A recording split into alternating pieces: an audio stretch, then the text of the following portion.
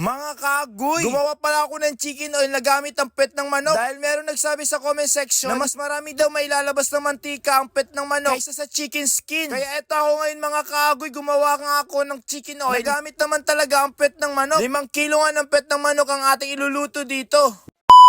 Pumunta pala ako ng palengke para bumili nga ng pet ng manok or tinatawag ng timol. May nakapagsabi daw kasi mga kagoy na marami nga daw may lalabas ito ng mantika na pwede daw gawing chicken oil. Kaya napabili talaga ako ng 5 kilo para gumawa nga ulit ng chicken oil gamit nga ang pet ng manok. Wala pa kasi tayong mahanap na chicken fats kaya ganito muna ang ating gagawin. Bago muna nga ako gumawa ng chicken oil, hinugasan ko muna nga ng maigi itong aking nabili. Para kapag iluluto nga natin ito, ay malinis nga itong ating pet ng manok. Nung una kasi mga kagoy, gumawa nga tayo ng chicken oil na gamit ang chicken skin. At meron nakapagsabi sa comment section na subukan ko nga daw itong pet ng manok. Dahil marami nga daw may lalabas ito ng mantika. Kaya susubukan nga natin gumawa ng chicken oil na gamit nga ito. Lahat na nga yun mga tol ay hinugasan ko muna nga na maigi at tinanggal ko muna nga yung mga nasa pet nga nito tulad nga nito mga kagoy. At nilabas ko na nga yung malaking talyasi ko para maumpisahan na nga natin. Naglagay lang ako ng konting mantika para hindi nga agad dumikit nga itong ating gagawin. Una nga pala maglalagay nga tayo dito ng dahon ng laurel. At maglalagay nga rin ng paminta. At sasabayin rin natin ng lemongrass na pampabango nga sa ating gagawin na chicken oil mga kagoy. First time ko nga rin gumawa ng chicken oil na gamit nga itong pet ng manok. Kaya susubukan muna nga natin ito kung pwede nga natin itong gamitin. Kailangan nga magkaroon nga tayo ng product quality. Bukod nga sa manok na binebenta natin, abay syempre pati rin mga condiments na ginagamit ng mga customer natin. Naglagay nga lang ako ng konting tubig para hindi nga dumikit yung ating pet ng manok sa ating talyasi. Kapag gagawa nga tayo ng ganito mga kagoy, kailangan nga natin haluin ng maigi at bantayan ng maigi para sa gano'n na hindi nga ito masunog. Alam ko na hindi ganito ang tamang proseso ng paggagawa nga ng chicken oil. Sa ngayon nga susubukan nga natin ito para malaman nga natin kung pwede nga itong gamitin sa pagbebenta nga natin ng inasal. Maglalagay nga lang ako dito ng 2 Knorr cubes. Bali chicken nga yung flavor nga natin dyan. Sa ganun ay magkalasa nga yung ating gagawin na chicken oil. Kapag mas malakas nga ang apoy mga kagoy, mas mabilis nga lumabas nga yung mantika nga nito. Tulad nga na pinapakita nga natin. Bali sa part na nga yun mga kagoy, tinakpan ko nga ito. Mga 5 minutes nga lang ang pagtatakip nga natin dito. At saka nung pagbukas ko nga dito mga kagoy, ganito nga naging itsura nga ng ating nilulutong pet ng manok. Na siyang unti-unti na nga lumalabas nga yung mga mantika nga nito. At unti-unti na nga rin nagiging golden brown nga itong mga ating pet ng manok. Sa susunod na ipapakita ko nga talaga mga kagoy sa paggagawa nga ng chicken oil, ang gagamitin nga natin ay chicken pots. Dahil sa karamihan nga na nag-comment, chicken pots daw ang kailangan daw na pwede daw gamitin. Na mas marami daw lalabas nga ng mantika. Haluin lang nga natin ito ng maigi hanggang maging golden brown nga ito. Huwag nga natin ito pababayaan para hindi nga masunog. At mga ilang minuto nga mga kagoy, ganito nga naging itsura na nga ng pet ng manok nga natin. Kung papansinin nyo nga dyan, yung pet ng manok ay unti-unti na nga lumiliit at naluluto na nga ito compare sa una nga na sobrang lalaki nga nito. At nung naluto na nga, saka ko naman na ito hinango tong mga pet ng manok na siyang magiging pulutan nga natin or kaya iluluto natin na pang-adobo. Set aside ko nga ito mga kaagoy para maumpisan na nga natin gumawa nga talaga ng chicken oil na kasing tulad nga ng chicken oil na ginagamit nga sa mga inasal. Gagamit nga lang tayo dito ng 3